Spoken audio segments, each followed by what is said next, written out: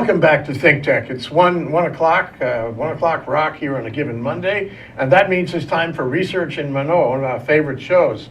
That's provided to us by HIGP, the Hawaii Institute of Geophysical Planetology, which is part of the School of Ocean Earth Science at UH Manoa. And we have two special people from HIGP. We have Professor Jeff Taylor from HIGP and Linda Martell. She's a researcher there. And we're going to talk today about science stories. I'm not sure exactly what that means or how this is going to hang together, but I think it's important that we cover stories, because stories have, you know, the idea of history. So let's talk first about history. Welcome to the show, Linda. Welcome, Jeff. Hi, Jake. Good to be here, Jay. We're celebrating this month 20 years of writing science stories for NASA.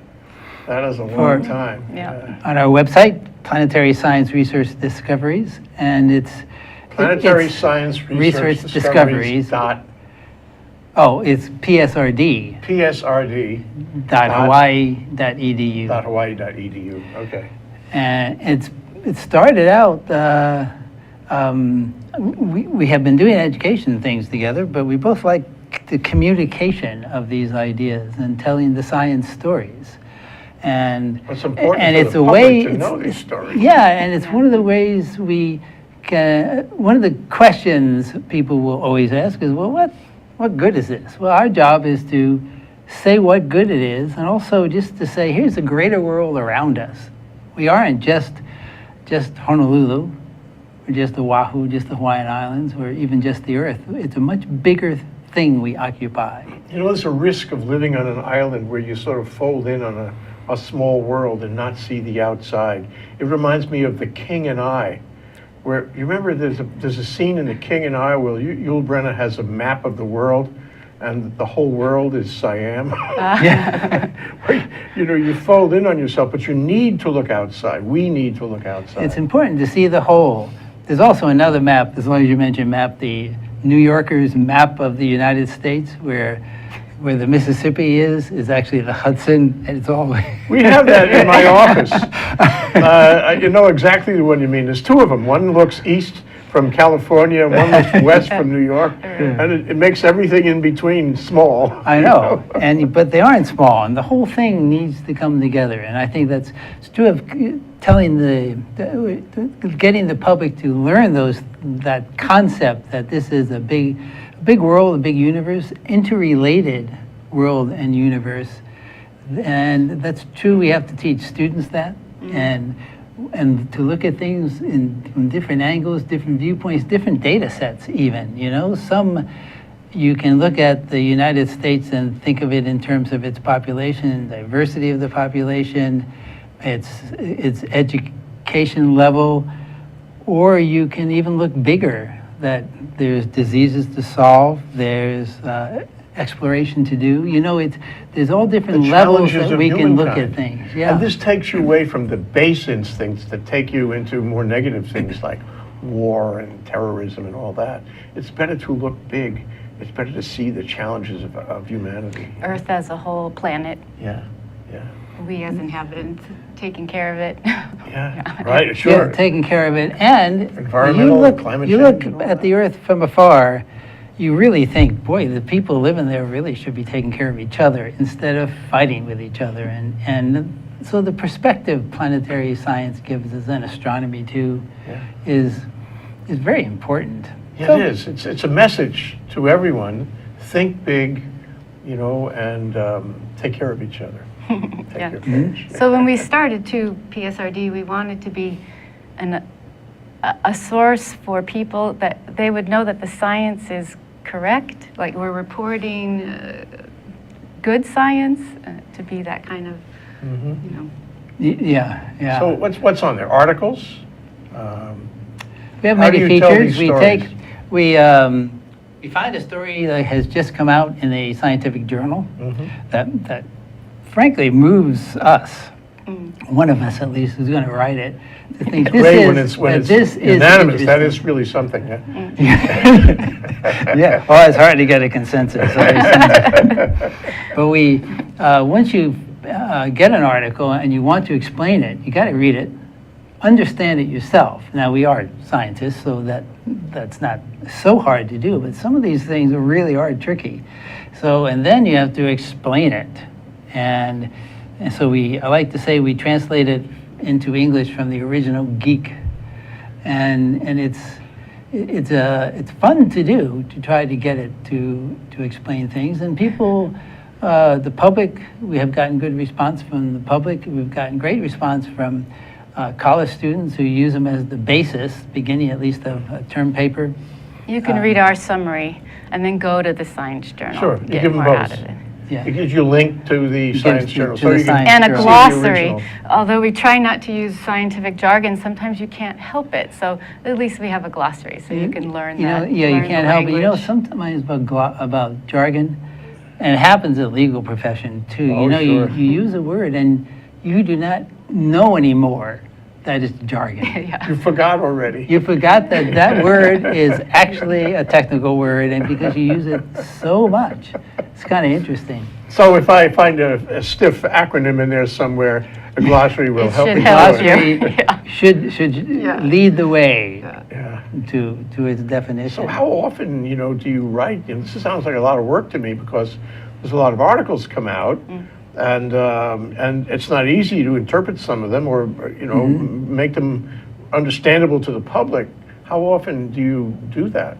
We try to do one a month, one big article, and we have short features too, that just give the highlight of an article and give a reference to the article. And that's kind of a way just to give more, we can do more diverse topics that way too. And they are easier to write, quicker to write than the longer articles are. Sometimes we know when an article will come out like next week, and we'll have something ready so that when the embargo is lifted, then we can go Oh, cool. right to So it. you get an advanced copy, embargo, and then you're ready to spring. Yeah. So are you getting better at it? That's an interesting, it's an interesting question, is the getting better or quicker? I mean, I'd No, say maybe yes it- to both, yeah, Okay, yeah. all right. So I think we are. our yeah. first story was this huge announcement in 1996 96. about potential evidence for past life on Mars. So it caught everyone's attention. Right. Do you remember this? It was really did hit. It was even the president, which was Bill Clinton at the time, got involved and made a statement about this. And it was a big press conference, and we have a picture actually. The number two picture is this press conference. Oh, there it is. Reporter, a NASA photo, I think. That rock in the box is a Martian meteorite that had the pieces in it that they said were Organic material of some kind. There was possibly. some organic material. There definitely was organic material in it.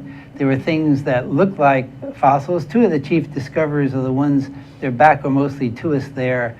The ones kind of in the middle, Dave McKay and Everett Gibson, and there were some prime movers on it. And Dave told me, Dave McKay, who by the way was on my PhD dissertation committee you when know I was him at well, Rice. and he knows you well. Yeah, he said that this whole thing was just a zoo. He had never experienced anything like this before because terms of the everyone press, was yeah. so excited about it. All the press, you can see them gathered there, and it was quite interesting. So they found multiple lines of evidence that if you interpreted them all one way, you could say, oh, maybe these were fossils.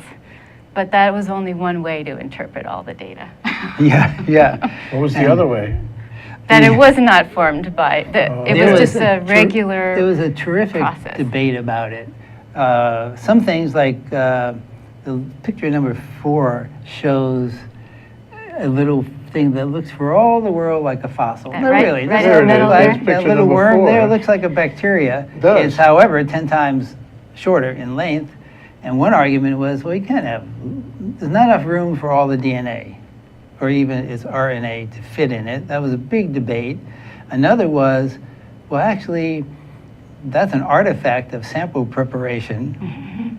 And one of the people who said that is now on our faculty, a guy named John Bradley, and he who does electron microscopy and really well. And he said that, it's an artifact of coating these things with gold and looking at them. They had an electron microscope. So microscope that was better. artifact is all. Yeah. It was better than any used previously on looking at this kind of objects, and they may have picked up an artifact. Now, it was disputed, and it's hard to prove, but it is saying here's another alternative. Another one was one of the lines of evidence where they had tiny magnetite, that's the iron oxide grains, which make magnets, lodestone, and they were only 10 nanometers in size, and It's like less than a human hair. yeah, way less, and they were pure iron and oxygen. There was no impurities in it, and they said that's a hallmark of magnetite made by bacteria on the Earth, and many types of bacteria make it. Presumably, it has to do with navigation, which way is up or something like that. I don't know. I've never asked the bacteria in person. No, but if they know it, that's better than some people I know. Yeah.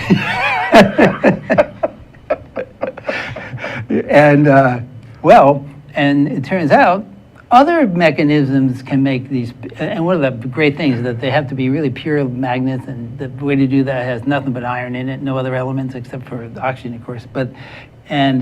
Other people started making these pure things by taking solutions and evaporating it, and you get pure magnetite. Others took a carbonate that had iron carbonate, and shocked it and heated it by high pressure shock like a meteorite impact would do, and out drops little magnetites.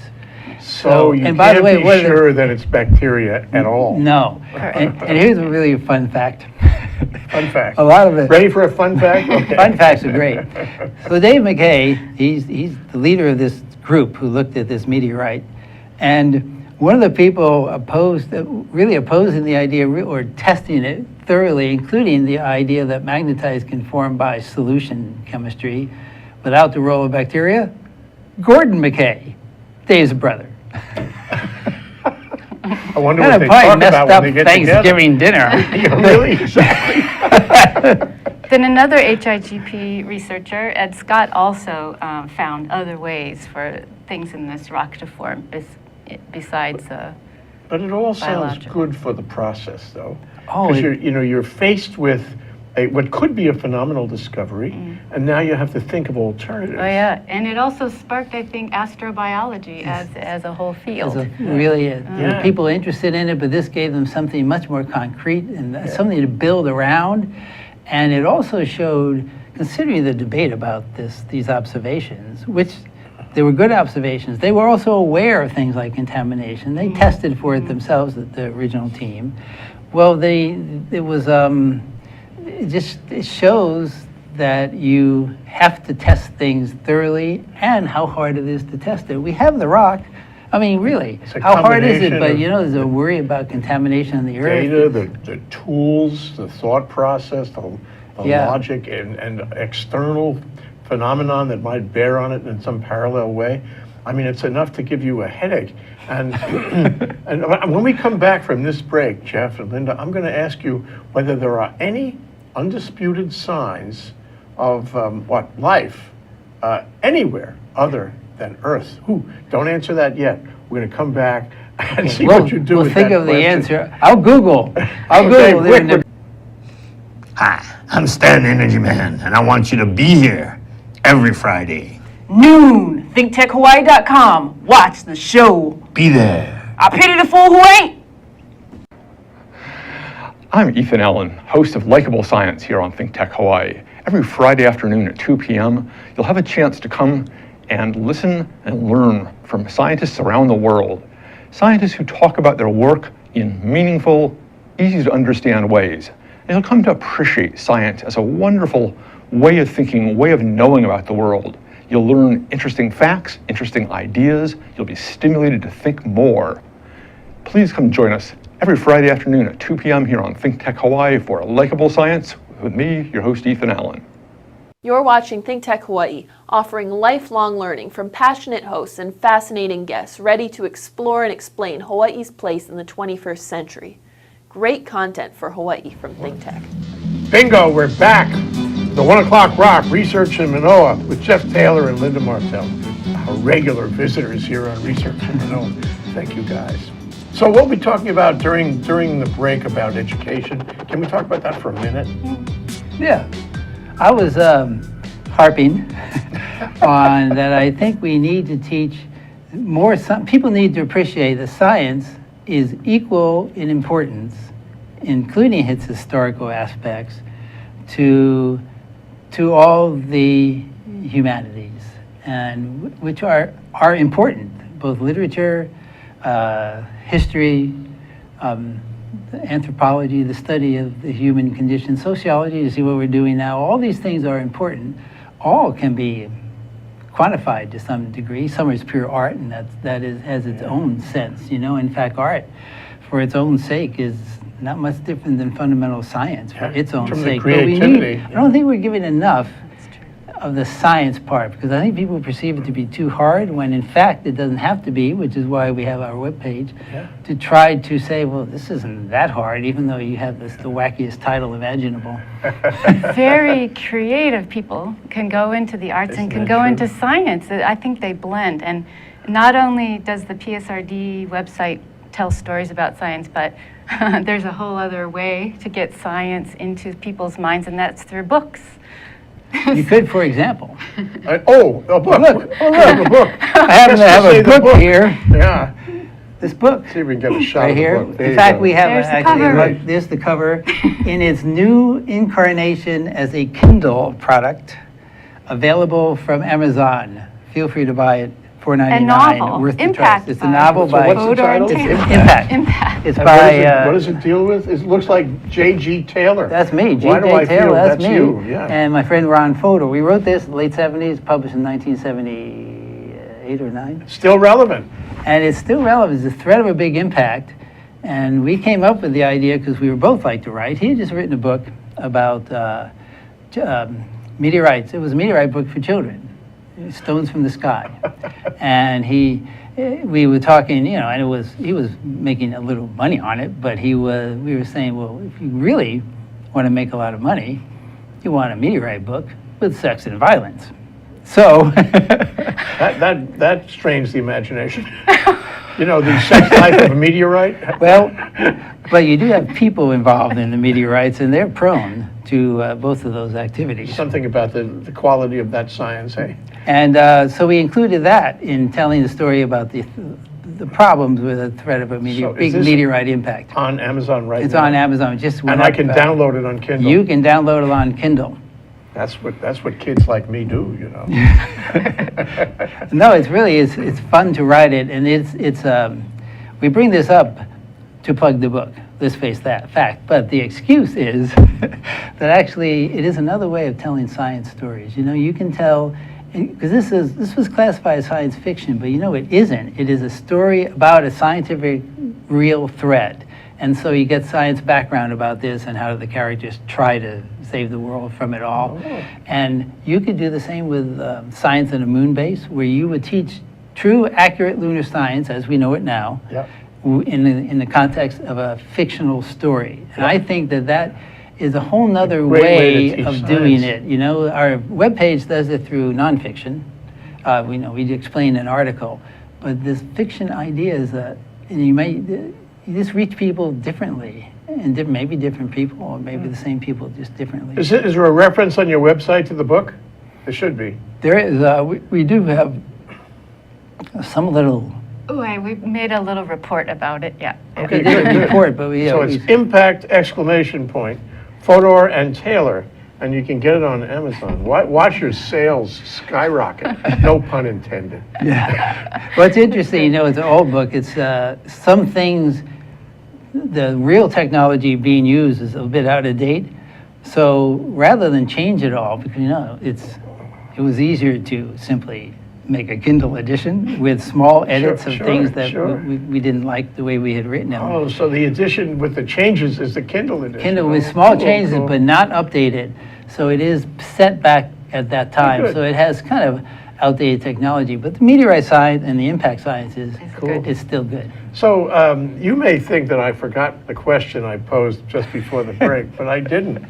So is there really any hard indication that there has been life in this solar system or anywhere outside of Earth?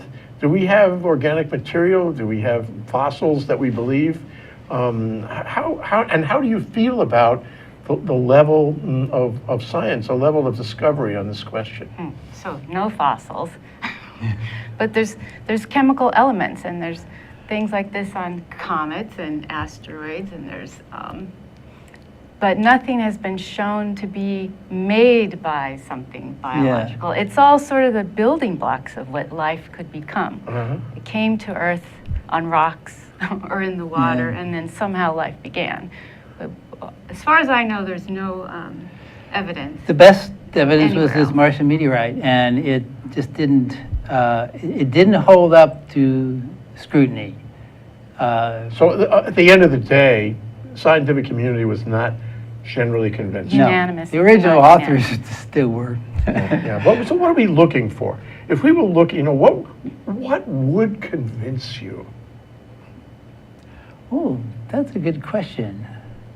I don't know, because there's debate, and I don't know the status now, but 20 years ago when we wrote this article, there was a lot of debate about the oldest fossils on the Earth. How old were they? Because you had a rock and you knew it was old, and some almost 4 billion years. And they had fossils in them, but they had to come up with rules to say those fossils were in the rock when it formed and were not added a billion years later. And even that then is a hard job. And this is a contaminated planet. I mean, it's just life everywhere. I mean, you die every single drop of water that's cooler than 110 Celsius, a little bit above boiling, has something living in it. That's the magic. That's the magic, isn't it? Our Everywhere. contamination is our strength. But something you said a minute ago is that we do know that there are things which are the building blocks are present in stellar connection. Amino acids. Amino acids. It's a building block. So it's sort of seductive to think, well, if the building blocks are there, we know that for a fact, no argument about that, then the possibility clearly exists that these things either have or are or will someday be generating life. Although the Earth is so unique because they call it the Goldilocks, we're a Goldilocks planet. Not too far away from the sun, not too close to the sun, just perfect for our life. It's all perfect. I'm so glad we live here. I would not be as happy any other planet, honestly. So we got more pictures? Or do you want to move on? We have another story. Another story There's then. that rock. There's that meteorite. The other story in the last 20 years, that's the Martian meteorite that's up on the screen now. But number 5, we've shown this another visit to Think Tech. This is a graduate student of ours now out in the world in England. She worked on water in moon rocks. And after Apollo came back, we looked at the rocks. They did seem to be bone dry, and there was all kinds of perfectly sound arguments, but the technology was not up to the task of saying how bone dry. And in 2008, some people who were completely naive to this idea of no water on the moon measured it unambiguously, no contamination issues in volcanic glasses. And so there's been a lot of study done since then, including some by us here because of that graduate student, Katie Robinson, and others by postdoctoral fellows we've had, people in other labs. It's really been a big deal. And then not only is there water in the moon, which is important for how the moon formed too. How can you tell there's water in the moon? I mean, it's bone dry, but there are signs that convince you scientifically that there has been water on the moon. There's minerals that contain. What are those minerals? One is apatite, the same thing our teeth are made of. Okay. And then there are. You say apatite like a meal? You use your teeth for a meal, so I think the there's a apatite. relationship. I think the name is some Greek name. Anyway. Is that on the periodic table? Apatite is a phosphate mineral. It's a fertilizer. Okay. And all right. You heard it here on Think Tank. Yeah. Fertilizer's on my mind because we've been working on a proposal. Oh.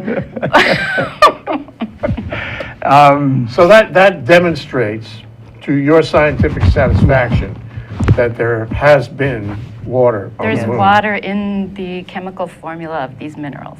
But it's not water I could put in my hand and feel wet. It's not water No. that's H2O No, in it's the classic sense. it was dissolved in magmas and end up in minerals. Many years ago. Yeah, it was early on when the basalts on the moon formed, over 3 billion years ago, but they were in the moon when it formed. Okay, is there an alternative logical solution for the presence of this stuff? No, not that stuff, but there's other water on the moon. Oh, There's other water indications, in the okay. poles, and there are areas in the poles, at the lunar poles, because the moon is, because its orbit's tilted a bit compared to the Earth's orbit, and anyway, it stays straight up and down, and the sun's rays at the bottom and the top, north and south, and with craters making topography, there are areas that are in permanent shadow. That's more stable sun- then. Its the sun- rotations it's are more it's- stable than, yeah. and so they say we like instability. The Earth is a relatively unstable place, right? There you go, from the Well, to a certain extent, but actually the presence of the moon has prevented the Earth from wobbling too much over time, Yeah. over million-year cycles, Yeah. which makes a steadier climate. Yeah. So you don't have big climate swings, which some people On the have moon, argued. you don't have any climate. You don't It's have all any the same, climate, isn't but it? you do have permanent shadow regions that are Ice. cold. They're 25 degrees Kelvin. Always cold. I mean, they really are cold. And the water, if say you add some by an impact, a comet impact, a lot of it gets lost because it's flying around. It gets dissociated too but then it might go to the polar regions, get trapped, and it has been measured there by spacecraft, Trapped by the cold. by the cold. So what does it mean, in a word? What That- does it mean that that, ice could you be- have concluded scientifically there was, not anymore, right?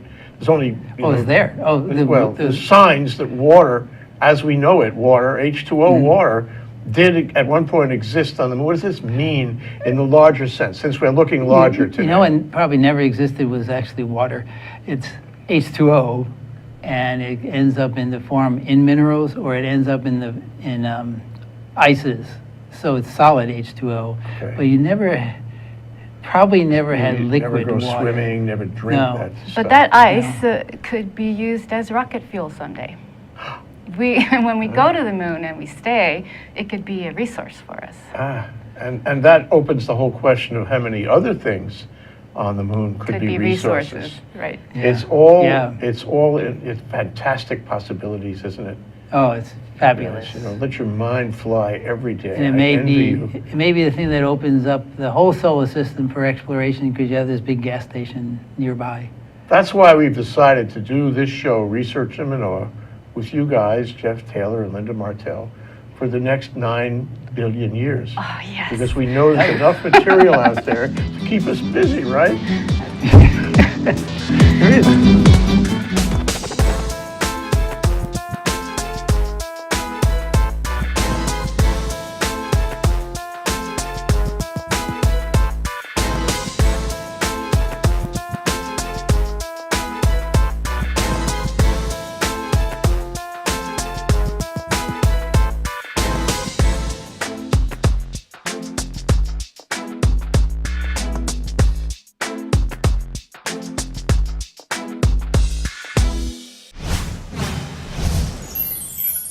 And we have two special people from HIGP. We have Professor Jeff Taylor from HIGP and Linda Martell. She's a researcher there. And we're going to talk today about science stories. I'm not sure exactly what that means or how this is going to hang together, but I think it's important that we cover stories because stories have, you know, the idea of history. History. So let's talk first about history. Welcome to the show, Linda. Welcome, Jeff. Hi, Jake. Good to be here, Jay. We're celebrating this month 20 years of writing science stories for NASA. That is a For- long time. Yeah. On our website, Planetary Science Research Discoveries, and it's Planetary it's Science Research Discoveries.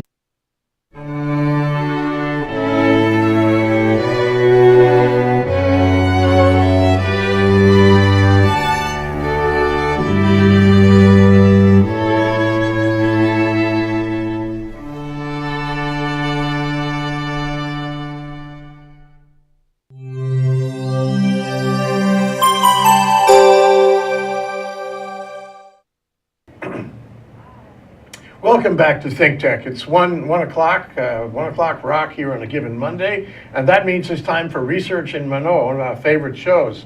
That's provided to us by Higp, the Hawaii Institute of Geophysics and Planetology, which is part of the School of Ocean Earth Science at Manoa.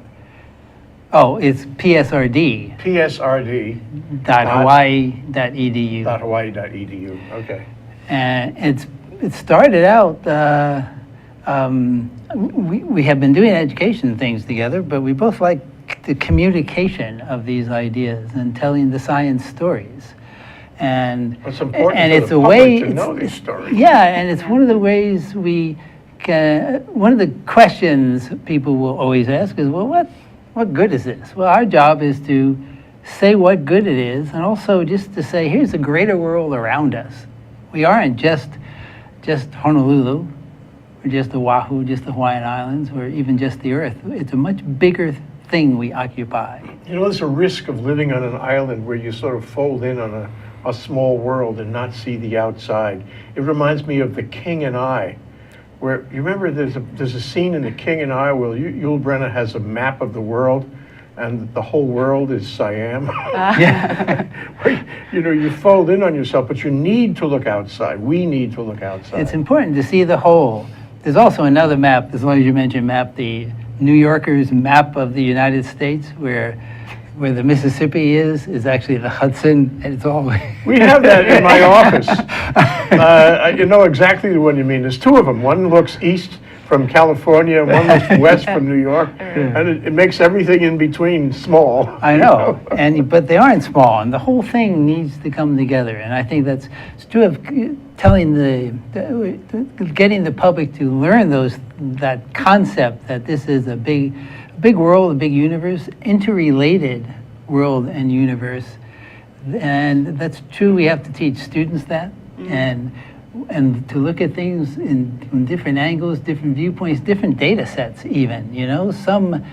You can look at the United States and think of it in terms of its population, diversity of the population, its education level, or you can even look bigger, that there's diseases to solve, there's